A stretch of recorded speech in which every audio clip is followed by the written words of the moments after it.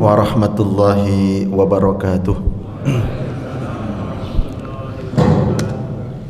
Alhamdulillah nahmaduhu wa nasta'inuhu wa nastaghfiruh wa na'udzu billahi min sururi anfusina wa min sayyiati a'malina may yahdihillahu fala mudhillalah wa may yudlilhu fala hadiyalah. Asyhadu an la ilaha illallah wahdahu la syarikalah wa asyhadu anna Muhammadan abduhu wa rasuluhu la nabiyya wa la rasula ba'dah. Raditu billahi rabba wa bil islami dina wa bi Muhammadin nabiyya wa rasula. Rabbi zidni ilma warzuqni fahma. Rabbi israh li sadri wa yassir li amri wahlul 'uqdatam min lisani yafqahu qawli.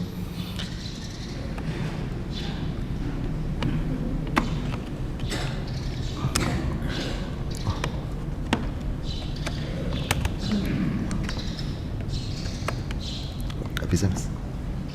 Oke. Ini kayaknya enggak ada yang enggak mungkin apa?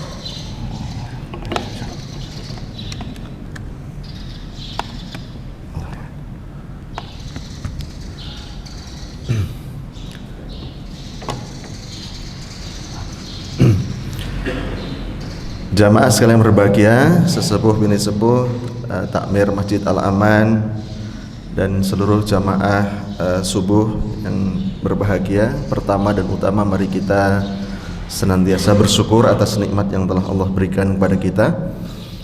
Allah sudah memberikan kepada kita rahmat, sehingga dengan rahmat itu Allah sehatkan badan kita, Allah kuatkan kaki kita untuk datang ke masjid ini. Semua sehat Bapak Ibu? Alhamdulillah. Mudah-mudahan dengan hadirnya kita ke masjid ini Allah akan angkat derajat kita dan Allah akan menghapuskan dosa-dosa kita. Amin.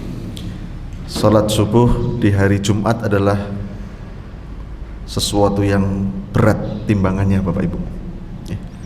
Salat subuh di hari yang lain itu sudah berat timbangan amal kebaikannya. Lebih-lebih di hari Jumat seperti ini. Sehingga Bapak Ibu kita bersyukur betul kita bisa melaksanakan sholat subuh berjamaah, kemudian dilanjutkan dengan thalabul ilm, dan nanti kita sempurnakan dengan sholat syuruk. Mudah-mudahan dengan itu semua Allah akan mencatat pahala kepada kita seperti mengerjakan ibadah haji dan umrah. Man shallal ghadata fi jama'atin, barang siapa yang sholat subuh berjamaah, thumma qa'ada, kemudian dia tetap tinggal, fi musallahu, di tempat sholatnya, hatta tatlusam, sampai terbitnya matahari, kana ka ajri hajjatin wa umratin tamatin. Dia akan mendapatkan pahala seperti orang mengerjakan ibadah haji dan umrah, sempurna kata Rasulullah. Dengan syarat kita sholat subuh berjamaah, tetap tinggal di tempat sholat kita sampai terbitnya matahari untuk berzikir kepada Allah. Zikir ini sifatnya umum, boleh kita membaca Al-Quran, boleh kita taklim seperti ini. Kemudian kita tunggu beberapa saat untuk mengerjakan sholat 2 rakaat yang disebut dengan sholat syuruk, maka kita akan mendapatkan pahala mengerjakan ibadah haji dan umrah. Bapak Ibu berbahagia, yang kedua, salawat assalam mari kita haturkan kepada junjungan Nabi besar kita, Nabiullah Muhammad sallallahu alaihi wasallam. Mudah-mudahan tercurah pula kepada keluarganya, kepada para sahabatnya, dan mudah-mudahan sampai kepada kita selaku umatnya. Dengan satu harapan Bapak Ibu, mudah-mudahan kita semua dimudahkan oleh Allah untuk bisa melaksanakan sunnah-sunnah yang diajarkan oleh Rasulullah SAW kepada kita. Amin. Bapak Ibu berbahagia, kira-kira kalau kita presentasikan ibadah sunnah ini sudah berapa persen kita lakukan Bapak Ibu? Kira-kira berapa persen Bapak Ibu? 10% ada?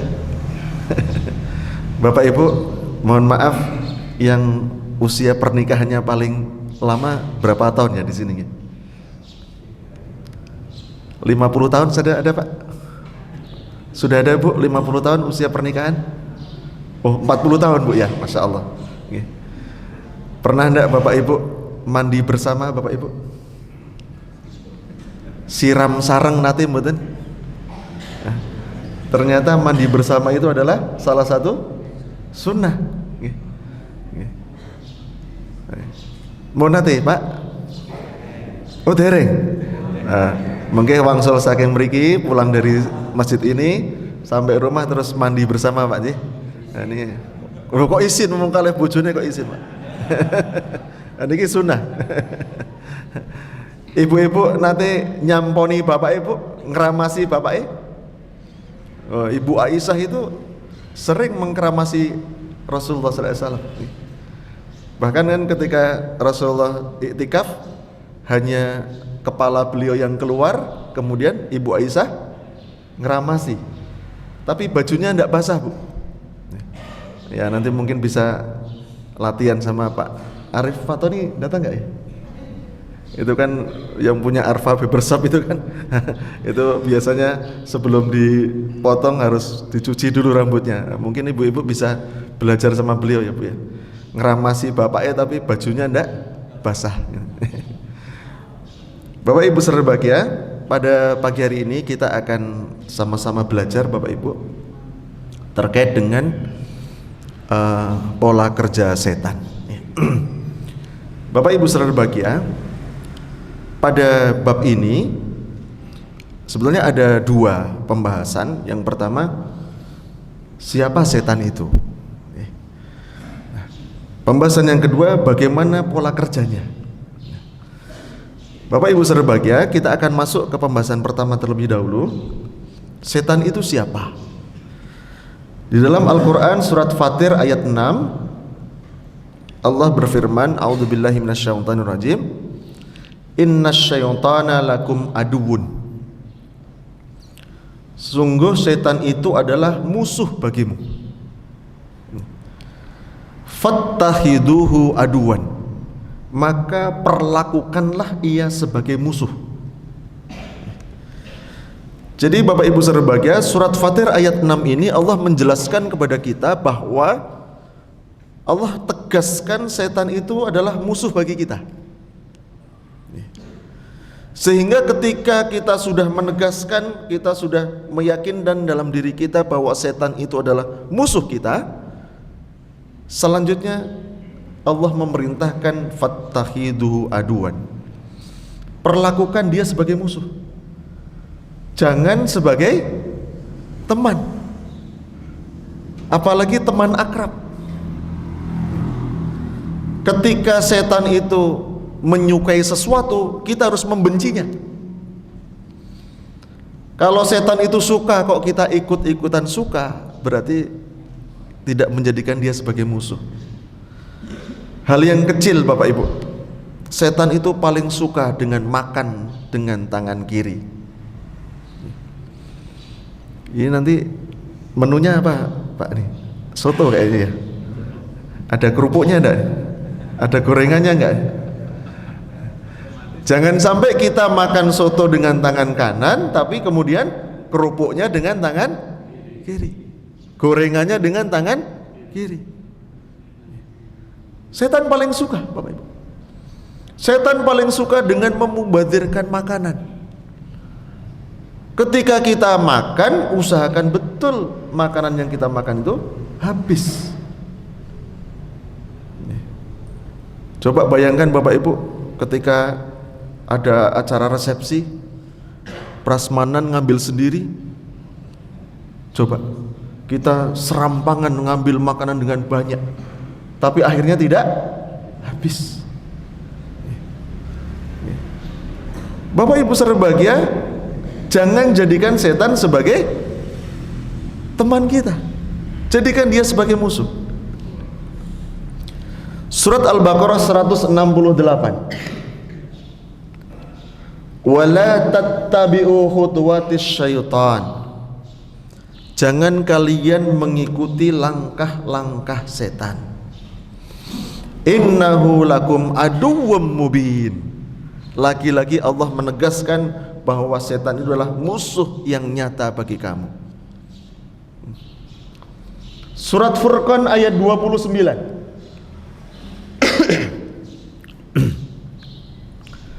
Laqad adallani anidz-dzikri ba'da idz ja'ani. Sesungguhnya dia telah menyesatkan aku dari Al-Qur'an ketika Al-Qur'an itu telah datang kepadaku. Wa kana asyaitanu lil insani hadula.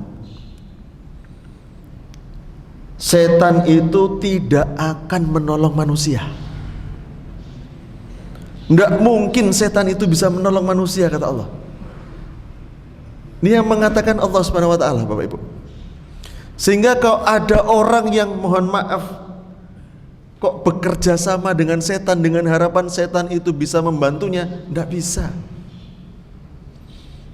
Setan itu nggak bisa membantu kita.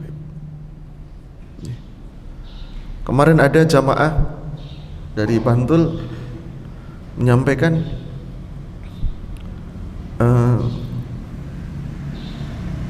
orang tuanya berdagang di pasar, kemudian mencari penglaris karena dagangan sekarang kan sepi, nggih Pak. Pasar-pasar itu sepi semua sekarang, Bapak Ibu. Karena kondisi seperti itu, kemudian dia tergiur untuk mencari penglaris. Dia ke Gunung Kemukus untuk mencari penglaris. Yang dilakukan apa? Minta pertolongan pada setan, Bapak Ibu. Padahal Allah tegaskan, setan itu tidak akan menolong manusia. Bapak Ibu berbahagia, kemudian surat Al-A'raf ayat 16 dan 17. Qala fabima aghwaytani la'aqudanna lakum siratakal mustaqim.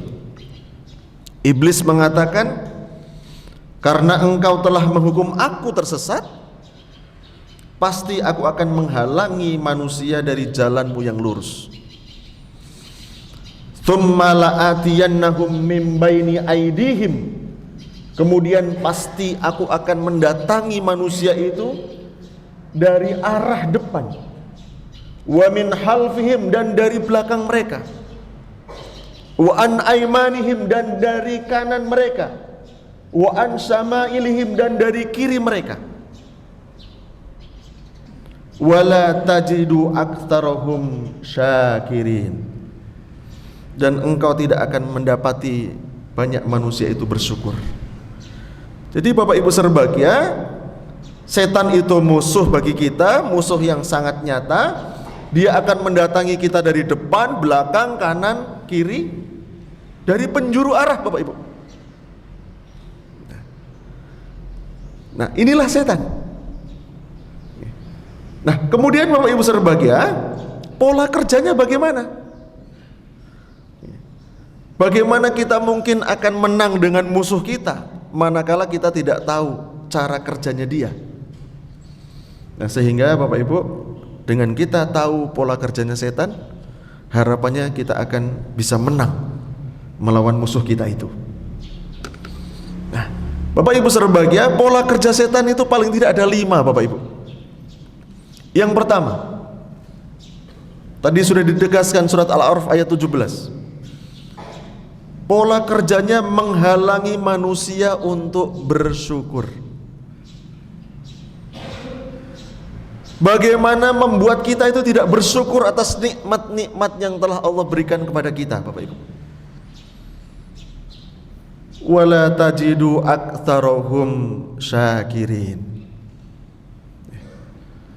Bapak Ibu berbahagia, seringkali ketika kita mendapatkan sesuatu nikmat yang menurut kita sedikit, banyak manusia yang ngersuloh, banyak manusia yang tidak bersyukur,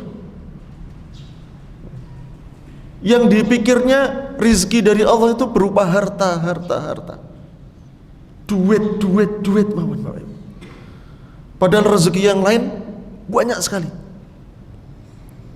Bapak Ibu berbahagia, kita itu sekarang hidup di dunia. Sebelum kita hidup di dunia di mana? Di mana Bapak Ibu? Alam rahim.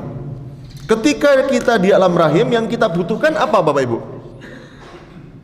Yang kita butuhkan apa ketika kita di alam rahim? Ari-ari, plasenta. Kok janin nggak ada plasentanya hidup nggak? Nggak hidup. Tapi ketika kita berpindah ke alam dunia seperti ini, kira-kira kalau kita disuguhkan ari-ari kita sekarang, kita gimana Bapak Ibu? Jijik nggak? Jijik mboten? Jijik. Sama Bapak Ibu, nanti ketika kita sudah pindah dari alam dunia ini, kok orang itu kok dalam alam dunia ini mikirnya kok uang saja. Besok ketika kita sudah pindah alam, disodorkan uang kepada kita, kita pun akan jijik Bapak Ibu. Sehingga Bapak Ibu berbahagia, setan itu berusaha keras agar kita menjadi hamba-hamba yang tidak bersyukur Bapak Ibu. Menurut Imam Ibnul Qayyim, hakikat syukur itu ada 3 Bapak Ibu. Yang pertama, ats-tsana'u 'alan ni'ami. Syukur itu selalu memuji kepada pemberi nikmat. Pemberi nikmat itu siapa? Allah. Tidak ada yang lain. Apapun yang kita rasakan saat ini bukan karena kehebatan kita, bukan karena kepandaian kita, bukan karena harta kita, bukan karena kecerdasan kita, boten. Semua karena pemberian Allah. Makanya kita harus selalu memuji kepada Allah terus. Yang kedua, wa mahabbatuhu. Kita senang dengan nikmat itu. Bapak Ibu punya kendaraan,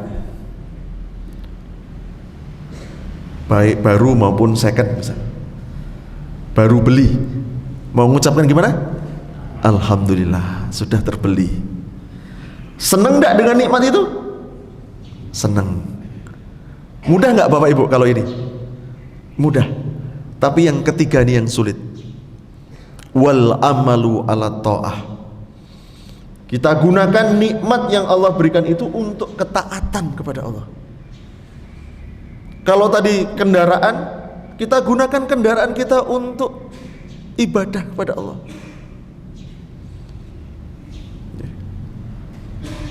Ada orang yang berdoa, ya Allah, saya minta mobil ya Allah, nanti kalau pas pengajian hujan biar saya bisa tetap berangkat. Ketika sudah dikabulkan oleh Allah beli mobil, pas pengajian hujan eman-eman Bu. Wah sudah dicuci mobilnya, eman-eman. Nah sehingga Bapak Ibu berbahagia, nikmat apapun yang Allah berikan kepada kita, kita gunakan untuk ketaatan kepada Allah. Bapak Ibu berbahagia, Abu Hazim mengatakan, nah, ini bukan hadis Bapak Ibu, kadang-kadang berseliweran di WA kita, di media sosial kita, ini mengatakan Rasulullah SAW bersabda, padahal ini bukan hadis. Ini yang mengatakan adalah Abu Hazim. Kullu nikmatin la tuqarribu minallahi azza wa jalla fahiya baliyah. Setiap nikmat yang tidak digunakan untuk mendekatkan diri kepada Allah, itu adalah musibah. Jadi Bapak Ibu berbahagia, nikmat apapun yang Allah berikan kepada kita, kita berusaha gunakan untuk sarana kita mendekatkan diri kita kepada Allah. Bapak Ibu berbahagia, kemudian ada salah satu doa Bapak Ibu. Karena tadi pola kerjanya setan itu membuat kita tidak bersyukur, ada salah satu doa yang Allah ajarkan kepada kita agar kita diberi ilham untuk selalu mensyukuri nikmat Allah itu. Apa itu? Surat An-Naml ayat 19. Rabbi auzi'ni an ashkura ni'mataka allati an'amta alayya wa ala walidayya wa an a'mala salihan tardahu wa adkhilni bi rahmatika fi ibadikas salihin. Rabbi auzi'ni, ya Tuhan kami, berikanlah ilham kepada kami, an ashkura, untuk selalu bersyukur, nikmataka allati an'amta alayya, atas nikmat-nikmat yang telah engkau berikan kepadaku, wa ala walidayya, begitu juga dengan nikmat yang engkau berikan kepada orang tuaku, wa an a'mala salihan tardahu. Kemudian setelah bersyukur apa? Kita memohon kepada Allah untuk selalu bisa mengerjakan amal soleh, amal soleh yang Allah ridhoi. Wa adkhilni bi rahmatika fi ibadikas salihin, dan masukkanlah aku dengan rahmatmu ke dalam golongan hamba-hambamu yang saleh. Sudah hafal lagi Bapak Ibu ini? Monggo sarang-sarang kita melafalkan doa ini. Mari bersama-sama. Rabbi auzi'ni an ashkura ni'mataka allati an'amta alayya wa ala walidayya wa an a'mala salihan tardahu wa adkhilni bi rahmatika fi ibadikas salihin. Hafal semua nggih Bapak Ibu? Ya, kita selalu berdoa agar kita diberi kemampuan oleh Allah untuk selalu menjadi hamba-hamba Allah yang bersyukur. Ini pola kerja yang pertama. Pola kerja yang kedua Bapak Ibu, setan itu kerjanya menghalangi manusia untuk beribadah kepada Allah. Dasarnya apa? Dasarnya surat An-Naml ayat 24. A'udzubillahi minasyaitonir rajim. Wa zayyana lahumusy syaitanu a'malahum fasaddahum anis sabili fahum la yahtadun. Setan itu telah dijadikan indah dengan perbuatan-perbuatan yang mereka lakukan, sehingga mereka selalu menghalangi manusia dari jalan Allah. Nah ini Bapak Ibu berbahagia, pola kerja setan yang kedua itu menghalangi manusia untuk beribadah. Ketika kita melakukan ibadah apapun, selalu dihalangi oleh setan. Tadi malam kita setelah bangun tidur itu, mau bangun masih dilelo-lelo. Nggak usah bangun dulu, ini masih jam 2, nanti tidur lagi sebentar lagi. Tidur lagi, jam 3 terbangun lagi, nanti masih jam 3, masih lama subuhnya. Terus Bapak Ibu, digoda terus. Ketika kita sudah bangun pun digoda lagi, masih pegang HP dulu, bahkan sampai ke kamar mandi bawa HP. Habis waktunya.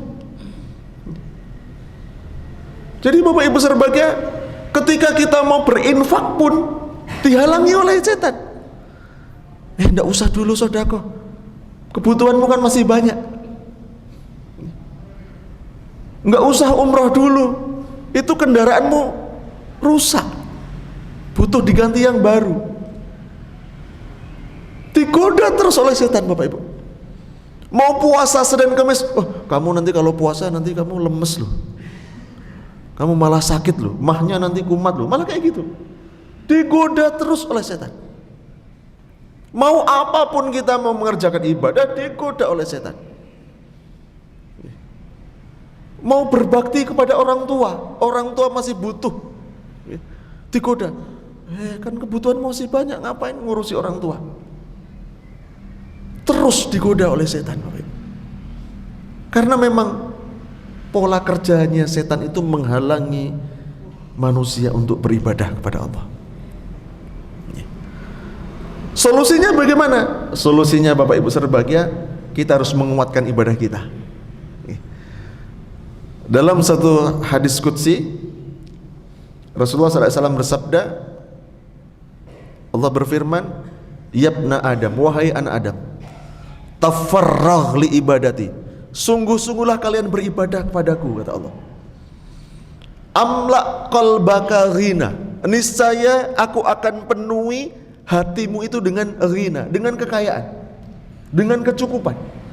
Yang dikayakan hati kita, Bapak Ibu, bukan harta kita. Kalau harta bisa habis. Wa asyuda faqrak, dan apabila kamu mau sungguh-sungguh ibadah kepadaku, akan aku tutupi kefakiranmu, akan aku penuhi kebutuhan-kebutuhanmu. Kita semua fakir enggak, Bapak Ibu? Butuh pertolongan Allah enggak? Butuh. Caranya bagaimana? Tafarrah ibadah itu, sungguh-sungguh ibadah. Wa illam taf'al, dan apabila kamu tidak mau sungguh-sungguh ibadah kepadaku, amla yadaika sughla, aku akan penuhi kedua tanganmu itu, kehidupanmu itu dengan sughla, dengan kesibukan. Hidupnya sibuk. Sholat berjamaah gak sempat, belum selesai pekerjaannya. Mau thalabul ilm, cari ilmu, gak ada waktu. Memang dibuat sibuk oleh Allah. Sudah dibuat sibuk, wala asuda fakrak, tidak aku akan tutup kefakiranmu. Rugi nggak Bapak Ibu? Hidupnya kelihatan sibuk, tapi kebutuhan-kebutuhannya nggak ditutupi oleh Allah. Karena apa? Karena tidak mau sungguh-sungguh ibadah. Nah, ini pola kerja yang kedua. Pola kerja yang ketiga, Bapak Ibu serbahagia, setan itu mengajak kita untuk berbuat dosa. Innama ya'murukum bis-su', sesungguhnya setan itu hanya menyuruh kamu untuk berbuat jahat, wal fahsya, dan berbuat keji. Bapak Ibu serbahagia, para ahli tafsir sepakat fahsya itu, perbuatan keji itu adalah perbuatan yang berkaitan dengan seksual. Bapak Ibu serbahagia, Masya Allah, digoda betul oleh setan kita untuk berbuat maksiat, Bapak Ibu. 3 hari lalu sebelum saya ke Jogja, datang pasien ke tempat kami, anak SMP kelas 2. Ini kelas berapa, Dik? Kamu, Dik? Kelas berapa? Oh, di pondok kelas berapa? 2. Ada datang ke tempat kami anak SMP kelas 2, 2 orang. Pak, mau periksa? Ya. Kenapa? Keluhannya apa? Kencingnya panas. Setelah saya periksa, ternyata kena sipilis, Pak. Saya langsung tanya sama dia, Mas, kamu jajan di mana? Wah, dia bilangnya, enggak Pak, saya kemarin habis dari kencing di toilet umum segala macam. Dalam hati saya, oh, pret gitu ya. Nggak mungkin sipilis kok dari kencing di tempat WC umum. Sipilis itu adalah penyakit kelap, penyakit oleh karena bakteri, penyebabnya hubungan seksual. Ini saya takut-takuti dia. Mas, kamu kalau nggak jujur sama saya, nggak akan sembuh kamu penyakitnya. Akhirnya jujur, Pak. Iya Pak dokter, kemarin kami study tour ke Bandung, nginep 3 hari di sana. Hari kedua kami jajan di Bandung. Saya tanya, loh kamu kok orang Batam kok tahu tempat jajan di Bandung tuh gimana ceritanya? Karena teman saya menceritakan. Hari pertama temennya yang jajan, kemudian dia cerita kepada teman-temannya. Akhirnya temannya pengen ikut, Pak. Saya tanya sama dia, Mas, kamu sudah berapa kali jajan seperti itu? Bingung jawabnya, Bu. Artinya sudah nggak hitungan. Masya Allah. Ini Bapak Ibu serbahagia, memang setan itu mengajak kita untuk berbuat dosa. Dosa itu apa sih? Dosa itu wal ithmu ma lam yaskun ilahin nafs. Dosa itu adalah sesuatu yang membuat jiwa kita nggak tenang. Wala yatma'inna ilaihil qalb, dan membuat hati itu gelisah. Nah niki wa in aftakal muftun, dan kamu tidak ingin orang lain mengetahuinya. Nah tadi buktinya ketika ditanya, Mas kamu jajan nggak? Enggak. Kan nggak ingin orang lain tahu Pak, berarti dosa. Hal yang kecil Bapak Ibu, ketika orang misalnya ngambil sandal di masjid, pingin nggak orang lain tahu? Nggak pingin, berarti dosa itu. Jadi Bapak Ibu berbahagia, ini pola kerja setan yang ketiga itu mengajak kita untuk selalu berbuat dosa. Dan setan membuat manusia meremehkan dosa. Surapopo, biasa. Umumnya orang melakukan seperti itu Pak. Setan itu membuat manusia itu meremehkan dosa. Bahkan digambarkan dalam hadis itu, innamal mu'mina yara dhunubahu ka'annahu qa'idun tahta jabalin. Orang-orang beriman itu melihat dosa itu seperti dia duduk di bawah gunung dan dia takut kalau gunung itu menimpanya.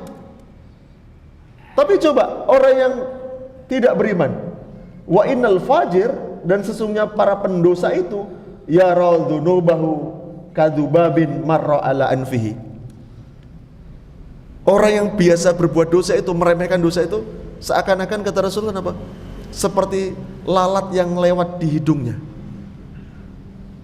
Kan biasa ya, lalat lewat di hidung kita kan biasa. Nah itu seperti itu. Biasa itu. Nah, ini pola kerja setan yang ketiga. Yang keempat Bapak Ibu berbahagia, niki bahaya, hati-hati. Pola kerja setan yang keempat itu merusak amal soleh kita Bapak Ibu. Ketika tadi kita mau beramal soleh itu diganggu, kita sudah menang, tetap beramal soleh. Tapi begitu kita sudah beramal soleh, setan itu berusaha untuk merusak amal soleh kita. Dengan apa? Dengan menumbuhkan sikap riya. Wah itu masjid itu kalau nggak ada saya nggak jalan. Sekolahan itu kalau nggak saya sumbang nggak berdiri. Ditumbuhkan rasa riya dan menumbuhkan hasad Bapak Ibu, hati-hati ini. Dirusak amal soleh kita dengan hasad. Hasad itu apa sih Bapak Ibu? Hasad itu al-hasadu huwa tamanna zawalan ni'ami ala sahibiha. Hasad itu adalah menginginkan hilangnya nikmat yang ada pada orang lain. Dia iri dengan rezeki yang Allah berikan kepada orang lain. Hati-hati Bapak Ibu selalu berbahagia. Kemarin ketika saya umrah Ramadan, kemudian di Masjid Nabawi kita ikut kajian Syekh Anis, beliau menyampaikan salah satu ciri benarnya keimanan seseorang itu adalah yang berkaitan dengan rezeki. Bagaimana ketika dia melihat orang lain diberi rezeki oleh Allah, dia ikut senang. Tapi kalau kita melihat orang lain diberi rezeki oleh Allah, kalau kita sedih, berarti ada sesuatu dalam keimanan kita, Bapak Ibu. Ketika kita melihat nikmat yang Allah berikan kepada orang lain, harusnya kita senang.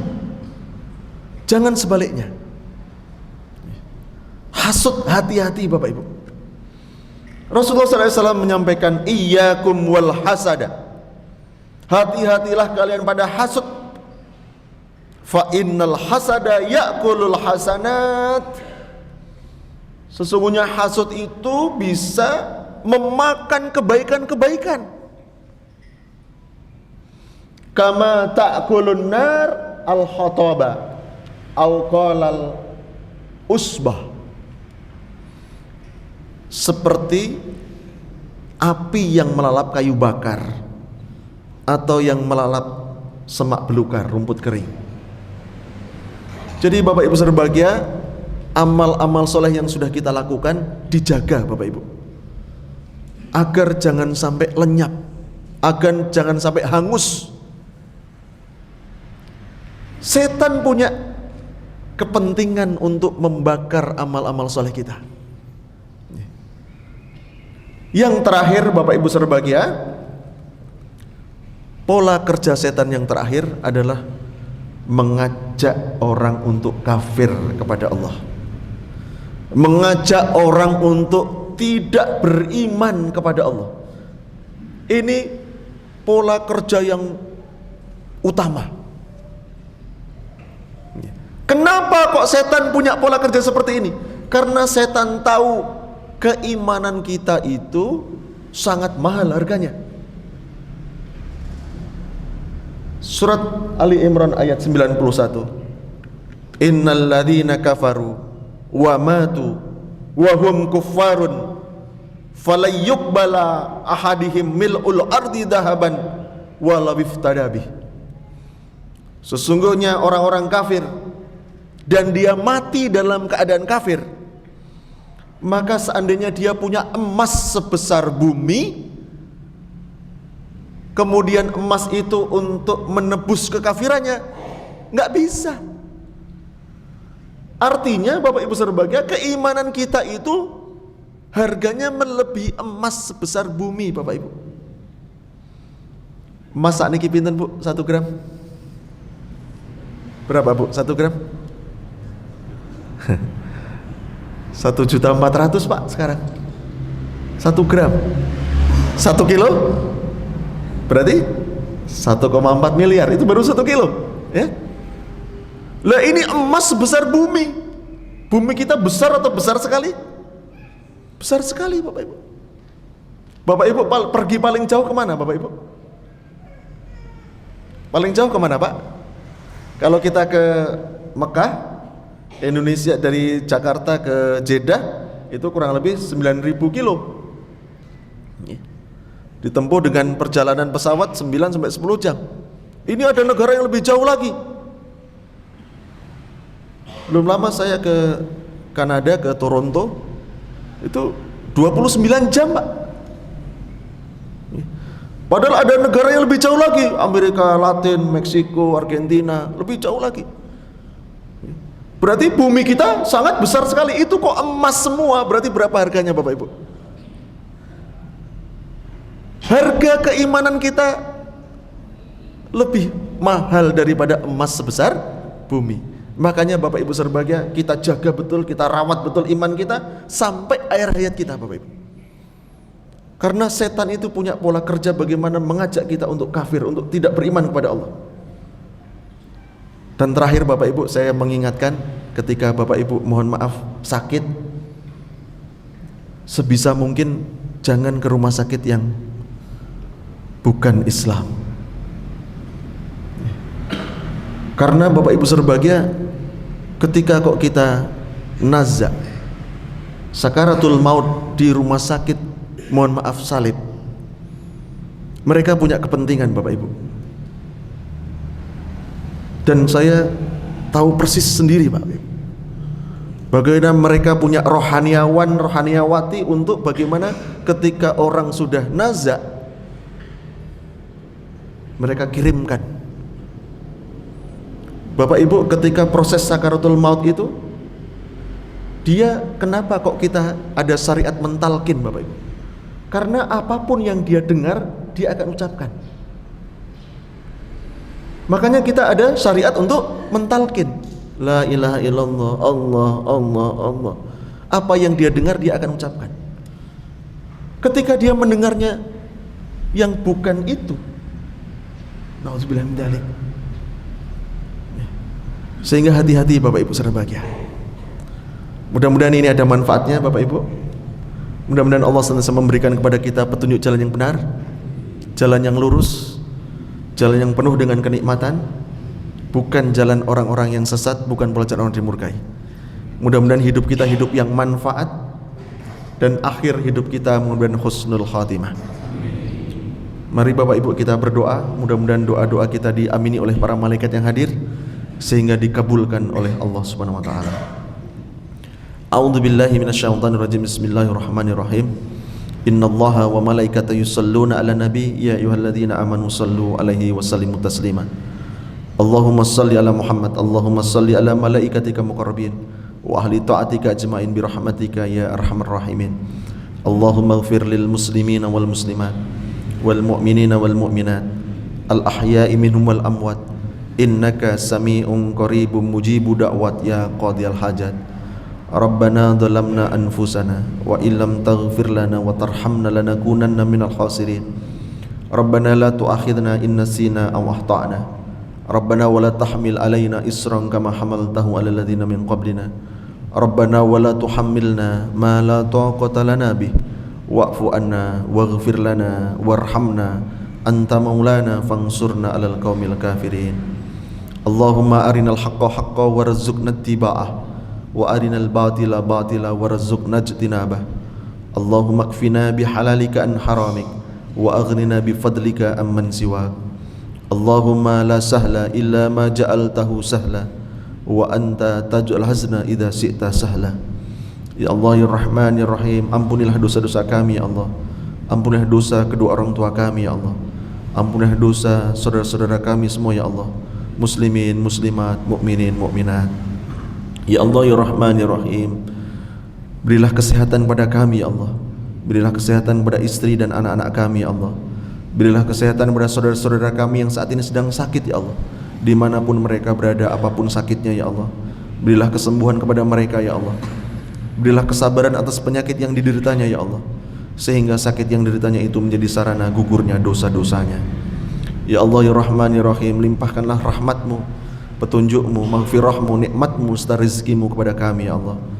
Jadikanlah kami semua yang hadir di sini ya Allah menjadi hamba-hambamu yang bertakwa kepadamu, menjadi hamba-hambamu yang saleh, menjadi hamba-hambamu yang baik, menjadi hamba-hambamu yang pandai mensyukuri nikmat-nikmatmu ya Allah, menjadi hamba-hambamu yang kelak akan memasuki jannahmu ya Allah. Ya Allah ya Rahman ya Rahim, mudahkanlah semua urusan-urusan kami ya Allah. Mudahkanlah urusan ibadah kami, mudahkanlah urusan akhirat kami, mudahkanlah urusan dunia kami, mudahkanlah urusan pekerjaan kami ya Allah. Ya Allah ya Rahman ya Rahim, anugerahkanlah kepada kami ya Allah anak-anak yang saleh, anak-anak yang baik akhlaknya, anak-anak yang cerdas otaknya, anak-anak yang beruntung dalam kehidupannya, anak-anak yang ahlul Quran yang kelak akan memberikan kami mahkota. Ya Allah ya Rahman ya Rahim, kami benar-benar mengharap kepadamu ya Allah. Semoga solat kami, puasa kami, tadarusan kami, sedekah infak kami, dan seluruh ibadah kami Engkau terima ya Allah. Dan semoga Engkau mengampuni kekurangan-kekurangan ibadah kami, kehilafan-kehilafan ibadah kami. Ya Allah ya Rahman ya Rahim, muliakanlah hidup kami ya Allah. Muliakanlah hidup kami ya Allah. Muliakanlah hidup kami ya Allah. Jangan Kau hinakan hidup kami ya Allah. Jadikanlah hidup kami yang sebentar ini hidup yang senantiasa bermanfaat ya Allah. Dan akhirkanlah hidup kami dengan husnul khatimah. Rabbana atina fid dunya hasanah wa fil akhirati hasanah wa qina adzabannar. Subhana rabbika rabbil izzati amma yasifun wa salamun alal mursalin walhamdulillahi rabbil alamin. Demikian Bapak Ibu berbahagia, kurang lebihnya saya mohon maaf. Assalamualaikum warahmatullahi wabarakatuh.